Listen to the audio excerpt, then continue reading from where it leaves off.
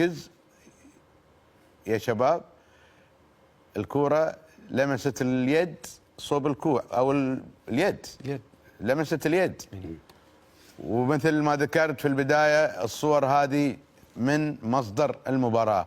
لاحظ الكرة لما ارتطمت باليد ارتقت، طلعت شيء ثاني. هني شو نقول اهم شيء في الاعتبارات ابو طلال هني ايش؟ اللي هي طبيعيه او غير طبيعيه. بالضبط. ابو فهد، هي طبعا مثل ما قلنا اول نقطه مثل ما قالها ابو طلال طبيعيه وغير طبيعيه، وبعدين نتكلم.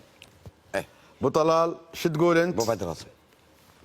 انا طبعا اليد غير طبيعيه ويحاسب عليه المدافع، بس لو تحط اللقطه الاولى ابو بلال مثل ما عبد الله شرح اللعبه الاولى تمركز الحكم في 18، خلينا نشوف تمركز الحكم في لعبه الخطا وين كان موجود. المشيه. اي بالضبط. وقف ارجع. غير معقول. زين، انت عشان تصيد الحاله هذه بلنتي او لمس يد او غير لمس يد، تمركزك غير صحيح بتاتا، ما تشوف الحاله المفروض يكون.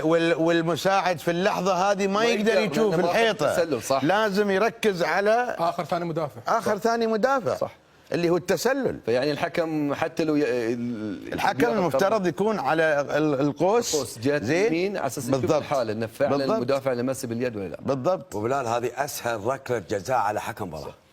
تعرف ليش؟ لاعب واقف، كره واقفه، ثابت. لا واليد ارتفعت. ايه، اخذ زاويه، شوف الحيطه وعطهم تنبيه. الحكم الفاهم عطهم تنبيه، لو حركتوا يدينكم احسب عليه تنبيه، نبههم انك موجود. هذه واضحه. هذه ركله جزاء. طبعا ركله جزاء 100%. النتيجه هني 1-0. نعم. اعطني اللعبه استاذ شريف. النتيجه 1-0 للترجي بركله جزاء ما كانت موجوده اصلا. وهذه ركله جزاء للترجي، يشوف الدقيقه على الترجي. على الترجي الافريقي. فهذه ركله جزاء غير صحيحه لان الكره لم تلمس اليد، اعلى الكتف. بعد مو في الكتف.